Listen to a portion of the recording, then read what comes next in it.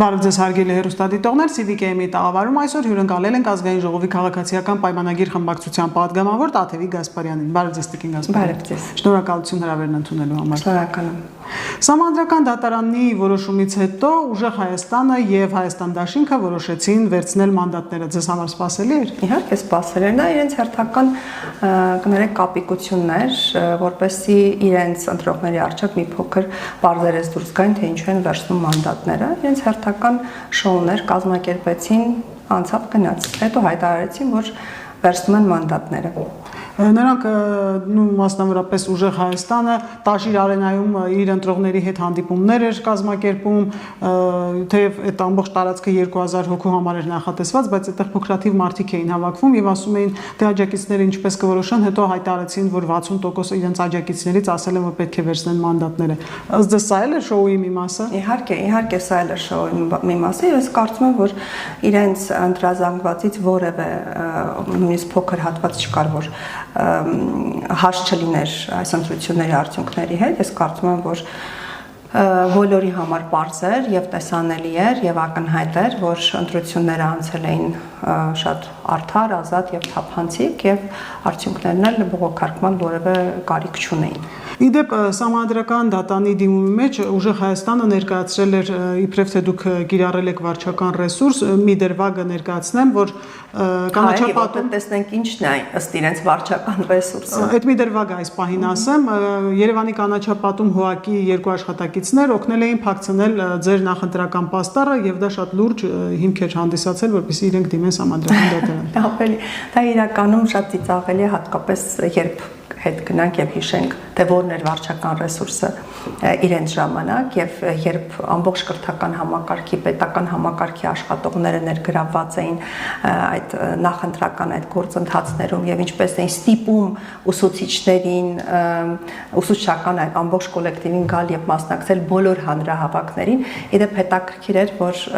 մեր հանրահավաքը արտաշատում երբ տեղի ունեցավ, ինձ ավարտվել էր արդեն Ինձ ուսուցիչներից մեկը մոտեցավ եւ ասեց, գիտեք, ասեց առաջին անգամ եմ կյանքում, որ ես մասնակցում եմ իմ կամքով, մասնակցում եմ նման հավաքի, նախընտրական հավաքի եւ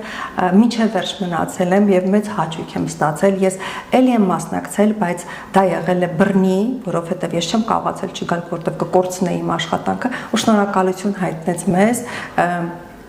իր ազատ որոշման հնարավորության համար, որտեղ ասած ես կամ կուզեի կգայի, կուզեի չէի գա, բայց ես իմ կամքով եկել եմ եւ մեծ հաճույք եմ ստացել։ Ասենք ո՞րն է վարչական ռեսուրսը։ Իդեպ ինձ էլ է հանդիպել քարոզարշավի ընթացքում, քանի որ ես լուսաբանում եմ եւ ուսուցիչներ են հանդիպել եւ բուժաշխատողներ, թեև ես միշտ հարցրել եմ, որ աշխատանքային ժամից դուրս է սա, ասել են, որ իրենց հանգստյան ժամն է կամ աշխատանքից հետո են ուսուցիչները եկել եւ դա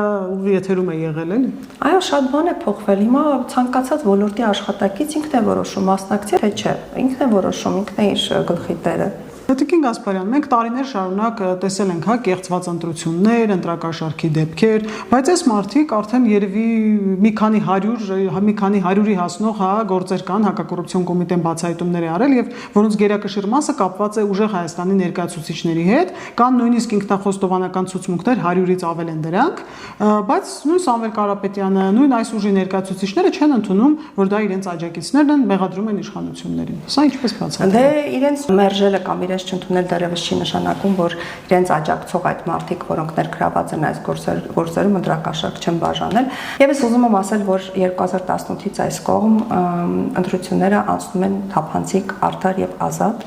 Դա իրենց իշխանության օրոք էր, որ տարբեր մեխանիզմներով կեղծվում էին ընտրությունները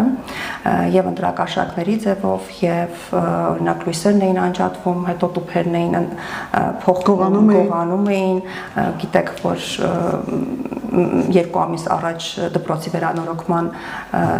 ընթացքում հատակի տակից գտել են այդ քվեարկված արդեն քվեաթերթիկները։ Կարեն Դեմիրճյանի չէ, եթե ճիշտ եմ հիշում։ Այո, իր օգտին քվեարկած քվեաթերթիկները եւ բոլորս էլ գիտենք, թե ինչպիսի կեղտոտ մեխանիզմներ էին օգտագործում այդ ժամանակ, սակայն դրանք բոլորն այլևս անցյալում են եւ մնացել են միայն ընտրակաշառքները, որն էլ կարծեմ, եթե չեմ սխալվում, իրենց հենց ուժեղ Հայաստան ներկայացուցիչներից մեկը ասուլիսի ժամանակ զարմացած ասում է ամբողջ աշխարհում չլսված բան է, որ մեղադրվեն ընդդիմության ներկայացուցիչները, բայց այո, ամբողջ աշխարհում չլսված բան է, որ իշխանությունը չի բաժանում ընտրակաշառք, այլ ընդդիմության միլիարդատեր երեք ուժերն են, որ բաժանում են ընտրակաշառք, բայց սրա վերջն էլ է գալու։ Եթե այս մի փոքր էլեմենտն է մնացել նրանց ուժին որպես գործիք, որը նրանք կարողանում էին օգտագործել ընտրությունների ընթացքում, ընտրությունների արդյունքները խեղելու եւ մարդկանց խաբելով փորձել իշխանության գալու, դա էլ է վերանալու։ Ես վստահ եմ, որ այս բոլոր դեպքերը իրենց տրամաբանական ավարտն են ունենալու եւ բոլոր մեղավորները պատժվելու են եւ արդեն հաջորդ ընտրությունները մեզ սպասվող թիմ ընտրություններում, որոնք մոտ ապագայում են տեղի ունենալու, արդեն այս արատավոր երևույթներ պետք է ամբողջությամբ արմատախիլ անեն, որովհետեւ մեր քաղաքացիները պետք է նաեւ հստակ հասկանան, որ եւ ընտրակաշառք տալը եւ ընտրակաշառք վերցնելը երկուսն էլ համարվում են քրեորեն պատժելի արարքներ եւ նրանց սպասվում է մի քանի տարի բանտարկում, իսկ ես կարծում եմ, որ սա հստակ ցուցիչ կլինի, որ մեր քաղաքացիները այլևս զերծ մնան նման գործարքների մեջ ներգրավվելուց եւ արդեն մեզ սպասվելիք թիմ ընտրություններում այս արատավոր երևույթները արմատախիլ կլինի եւ մենք արդեն նորմալ եւ ընդդիմությունը ստիպված կլինի արդեն հաշտ լինել, որ առանց ընտրակաշառքների պետք է անցնեն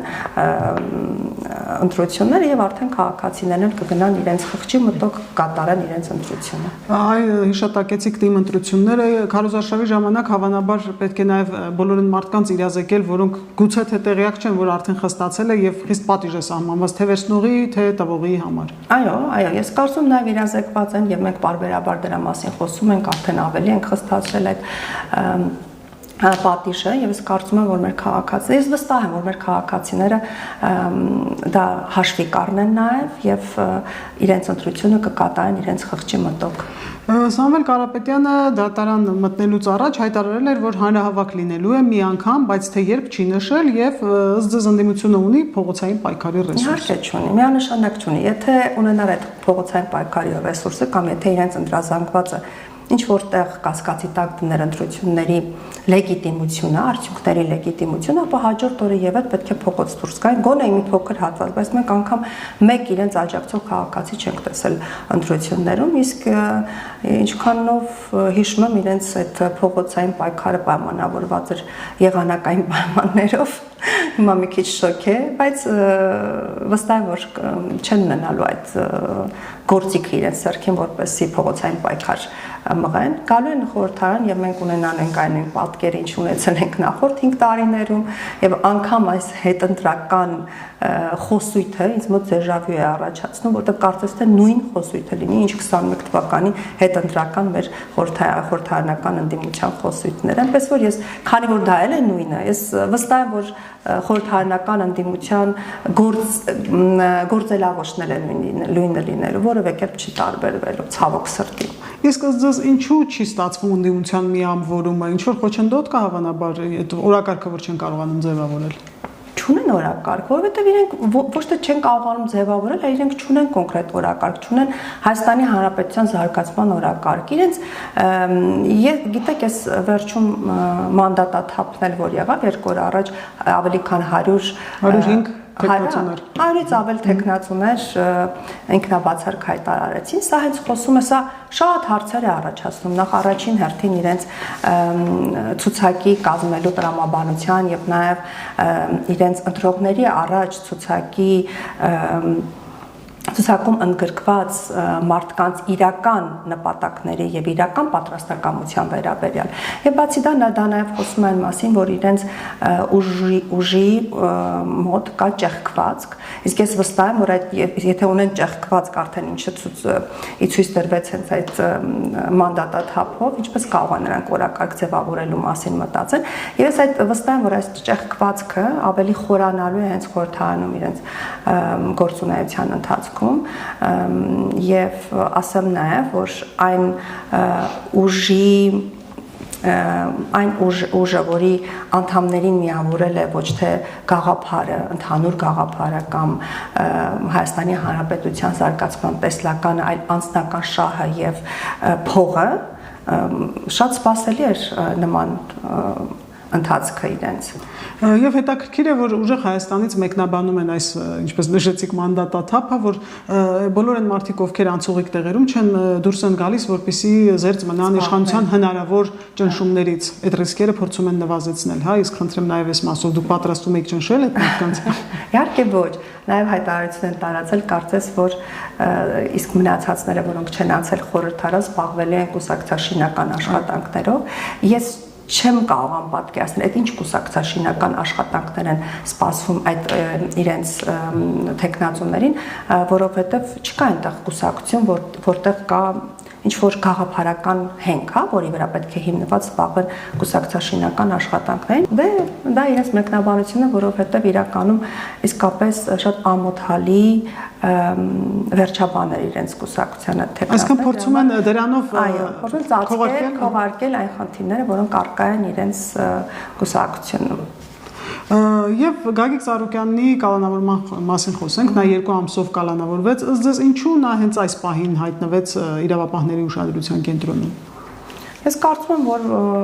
ոչ թե հենց այս պահին հայտնվեց, բավականին երկար ժամանակ է, որ Գագիկ Ծառուկյանը հենց իրավապահների ուշադրության կենտրոնում էր, թե ինչու է այս գործը այսքան ձգձգվել։ Ես կարծում եմ, որ դա հենց դատաիրավական մեր գործընկերների թերացումն է եղել, եւ ես մեծ հույս ունեմ, որ ավելի արագ այս գործերը կքննվեն եւ եթե մեղավոր են այն ամենում, ինչու մեղադրվում է, կկանգնի դատարանի առջև։ Եվ ուշագրավ է, որ ընդդիմադիր առաջնորդներից որևէ մեկին չտեսանք աջակցություն Գագիկ Ծառուկյանի դատարանի դիմաց։ Սա ինչ որ պայմանավորված։ Այո, աջակցություն եւ ես չեմ կարող ասել թե ինչով է պայմանավորված, միգուցե փորձում են ինչ որ կերպ իրենց հեռու պահել եւ չփորձել իրենց անունը կապել Գագիկ Ծառուկյանի հետ, բայց մենք չենք խորանում, որ Գագիկ Ծառուկյանն, այսինքն ԲՀԿ-ն հենց Ռոբերտ Քոչարյանի պրոյեկտն էր եւ նաեւ Գագիկ Ծառուկյանը եւ մյուս 2 ընդդիմադիր ուժերը իրենք ինձ այդ երագլուխ մաֆիայի 3 գլուխներ են եւ իրենք ինձ համար նույն հարթության վրա են, բայց ես նաեւ մեկ այլ ինձ համար ոչ հաճելի, շատ տհաճ մի բան նկատեցի 3 տարբեր սոցհարթակներում, որ փորձում էին թիրախավորել մեր մարզիկներին եւ նաեւ այն բոլոր քաղաքացիներին, որոնց Ծառուկյանը իբր թե բարերարություն է արել եւ թիրախավորում էին նրանց, ասելով թե դուք իրենցով եք մարդ դարձել, կոպիտ ասած, ինչի չեք գալիս կամ ինչու եք ուշացած հայտարարություններ անում կամ ինչու չեք գալիս եւ կանգնում Գագիկ Ծառուկյանի կողքին։ Սա շատ արատավոր երևույթ է, որովհետեւ մեր մարզիկներին փորձ է արվում ներքաշել կեղտոտ այս խաղի մեջ։ Իսկ եթե այն ամենը, ինչի մեջ մեղադրվում է Գագիկ Ծառուկյանը, ճիշտ լինի եւ դատարանում ապացուցվի նրա մեղավորությունը այս ամենում։ Այդ դեպքում հասարակության առջև ինչպես պետք է կանգնեն այն մարզիկները, որոնք տարբեր պետություններում, տարբեր մրցույթներում մեր պետության դրոշն են բարձրացրել, կարծում եմ, որ նրանց ընդհանրապես պետք չէ կանգնեց ներքաշել այդ կեղտոտ խաղերի մեջ։ Եվ մի բան էլ գիտեք, այս բարերարի ինստիտուտը ես միշտ իմ անձնական կարծիքն ասեմ, ես միշտ հաշտ չեմ եղել այս բարերարի ինստիտուտի հետ, որովհետև իմ աչքի առաջ եւ կարծում բոլորիս աչքի առաջ այն մարդիկ, որոնք իրենց հրճակել եւ հորճորճել էին բարերարնել, պետությունից գողացող անձինք էին, որոնք այդ գողացված փողերով դառնում էին միլիարդատերեր, միլիոնատերեր եւ մի փոքր այսպես հատված այդ իրենց գողացած հատվածից շպրտում էին ժողովրդին, փակելով նրանց աչքերը, ականջները եւ բերանները, դառնում էին բարերար, դրանով իսկ նսեմացնելով պետության դերը մեր քաղաքացիների աչքում։ Եվ քաղաքացին արդեն որպես ավելի հեղինակություն տեսնում էր կոնկրետ անձանց եւ ոչ թե պետությունը։ Եվ փառք Աստծո մեր աշխատանքի արդյունքում նաեւ հեղափոխությունից հետո կարգավորվեցին քաղաքացի եւ պետություն հարաբերությունները եւ պետությունը վերագտավ իր իրական դերը քաղաքացու աչքում եւ ես ուզում եմ վստահեցնել, որ հիմա չկա որևէ քաղաքացի, որևէ բնակավայր կամ որևէ մի համայնք, որը կարիք ունենա բարերարի, որովհետեւ պետությունը հոգ է տանում իր յուրաքանչյուր քաղաքացու նկատմամբ, հոգ է տանում իր յուրաքանչյուր համայնքի եւ բնակավայրի նկատմամբ։ Այդ աստիճանաբար այդ բարերարի ինստիտուտը պետքա վերացվի, որովհետեւ պետությունը ամեն ինչի մասին հոգ է տանում, որ հետո էլ չգան այսպես երեսով չտան ու ասեն, օրինակ, եթե հանցանքի մեջ է մեղադրվում, ճիշտ է անմեղության կանխավարկածը պահելով, բայց եթե ապացուցվի, հետո այդ մարզիկը ինչպես է հասարակության աչքերին նայելը, պետք է զերծ պահենք մեր մարզիկներին նման խաղերի մեջ մտնելուց։ Եվ կրկին հենց նույն Ծառուկյանի ուժն էր, չէ՞, թեև դա իրենք ասում էին ընտրակաշառք, չի դա բարեգործություն է, ինչի մասին քիչ առաջ խոսում էինք, հա, տուկի թելերը, կարտոֆիլի սերմացուն, չգիտեմ, եւ այլն բաներով փորձում էին։ Բրինձը, ձեթը, այդ տոպրակները, որ բաժանում են, հենց Ծառուկյանի թիմի ներկայացուցիչները գնում են այսպես մեն եղու բրինձը տալիս են ժողովրդին եւ բարերարության անվան տակ, հատկապես նախընտրական շրջանում։ Եվ կարծեք թե հաշտ չեն հիմա որ այդ պետական աջակցության ծրագրերն են արդեն ուժի մեջ մտած, մարդիկ օգտվում են, էլ իրենց այդ ներողություն կրճոնների կարիքը չունեն։ Այո։ Մենք շատ վատ այդ նախընտրական եւ նաեւ հետընտրական այդ մշակույթը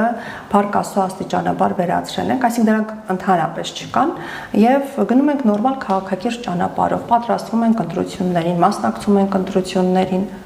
Նաև քաղաքացին, հա, իր ասելիքը նրանց ասեց, պետությանը տեր կանգնեց ինչպես եւ ձեր պետությանը տեր կանգնեց, տեր կանգնեց խաղաղությանը, Հայաստանի Հանրապետության ինքնիշխանությանը եւ մենք գնալու ենք դա ավելի ամրապնդելու ուղղությամբ միանշանակ։ Սամվել Կարապետյանը փորձել էր իր հայտարարության մեջ աջակցել Գագիկ Ծառուկյանին եւ հայտարարել էր, որ Ծառուկյանը գլխավոր ներդրումներ անողներից էր եւ նշել, որ մեր երկրում վերջին տարիներին բացարձակ ներդրումներ չեն եղել։ Դուք որպես իշխող ուժի ներկայացուցիչ, խնդրեմ մեկնաբանեք այս հայտարարությունները։ Գիտեք, նախ ասեմ, որ դա բացարձակ սուտ է, մեր ներդրումները աստիճանաբար ավելացել են եւ նաեւ երբ ինքը խոսեց ներդրումների մասին, ես մի դրվագ հիշեցի, հետո նաեւ փնտրել նորից ստուգել եմ իմ հիշողությունը ու ճիշտ է հիշում, երբ Ռիոմոլն էր բացվում, Նարեկ Կարապետյանը հարցազրույց էր տվել հայկական ժամանակին, որտեղ նշել էր հետեւյալ միտքներ արտահայտել, միգուցե ուղղակիորեն այսպես չկարողանամ նշել, բայց ընդհանուր միտքը հեսա փոխանցեմ, որ ասում են թե դժվար է այսպես տնտեսապես, բայց երբ մենք ինչքան ուսումնասիրեցինք Հայաստանը, այնքան հասկացանք, որ Հայաստանը ապագա ունի, իսկ Երևանն էլ հետաքրքիր գոտի է։ Այսինքն նրանց մոտեցումը Հայաստանին, ինչքան էլ որ իրենք ունեն Հայաստանի Հանրապետության քաղաքացիություն, որպես դրսից եկող ներդրողի տրամաբանությունն է։ Իսկ միգուցե եթե նրանք մի փոքր ապրեին Հայաստանում, ճանաչեին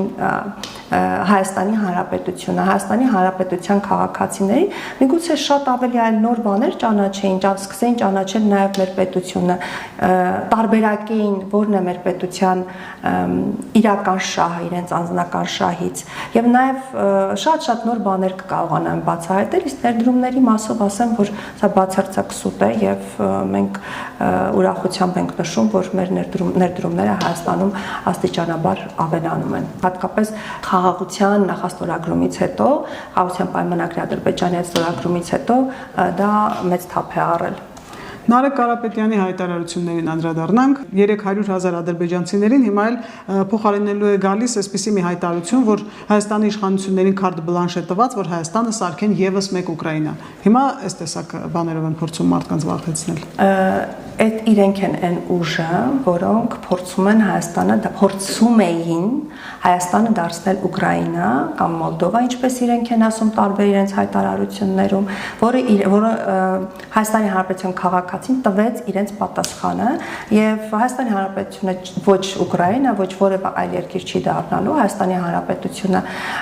իր ուղին է շարունակելու, իր զարգացման ուղին է շարունակելու, տարածաշրջանի երկրների հետ հարաբերությունների ավելի կարգավորման եւ խորացման ճանապարհով է գնալու, իսկ իրենք մնալու են իրենց այսպես հայտարարությունների եւ սուտ ելույթների հույսին։ Խոսել է մանդատը վերցնելու մասին, հավանաբար իրենց աջակիցներից ինչ-որ մի մաս մեղադրել է, թե ինչու եք վերցրել, նա էլ վիրավորվել է, թե մենք վերցրել ենք եւ սա ուղղակի տոմս է դեպի կալանավայր, այսպես անձնազոհության մի բան է դրսևորում է հայը, արել Նարեկ Կարապետյանը։ Գիտեք, իրենց հայտարարությունները եւ իրենց գործողությունները ուղղակիորեն հակասում են իրենց։ Իրենք ասում են, որ չեն ընդունում ընտրության արդյունքները, բայց գնում եւ վերցնում են մանդատներ, իսկ մանդատները վերցնելը ուղղակիորեն նշանակում է ընդունել ընտրության արդյունքները, ընդունել նաև ՍԴ որոշում առայն, որ ընտրությունները անցել են միանգամայն թափանցիկ, ազատ եւ արդար եւ չեն կարողանում որևէ կերպ բացատրություն գտնել իրենց գուցե ընտրողների որոշ հատվածի մոտ, թե ինչպես արդարացնեն իրենց այս պահվածքը, երբ գործողությունները եւ հատկապես ՍԴ-ի որոշմանը նախորդող հայտարարությունները ուղղակիորեն հակասում են իրար։ Գիտեք, եւ իրենք էլ պետք է ընդունեն, որ անցել են արդեն այն ժամանակները, երբ որևէ հայացքի համար, հակառակ հայացքների համար պետք է մարդկանց տանում են կալանավայրել։ Մարդկանց տանում են կալանավայրել միայն այն դեպքում, երբ իրենք կոնկրետ կասկածվում են որևէ հանցանք կատարելու մեջ։ Եվ վերջ։ Եվ չեք կարծում, որ նաև ինչ որ մարդկանց համար ապահովագրում են իրենց, գուցե հենց Նարեկ Կարապետյանը, հավանաբար ինչ որ գործողություններ են արել, որի համար անհանգստանալու բան ունեն եւ գիտեն, որ գուցե իրավապահները գան իրենց արարքների հետևից։ Միգուցե, սպասենք, տեսնենք, չեմ կարող ասել։ Շնորհակալություն։ Ես եմ շնորհակալ։ Հիշեցնեմ, որ մենք զրուցում էինք Ազգային ժողովի քաղաքացիական պայմանագիր խմբակցության падգամավոր Տաթևիկ Գասպարյանի հետ։ Հավանիչ տեսանյութը եւ բաժանորդագրվիչ նորությունները բաց չթողնելու համար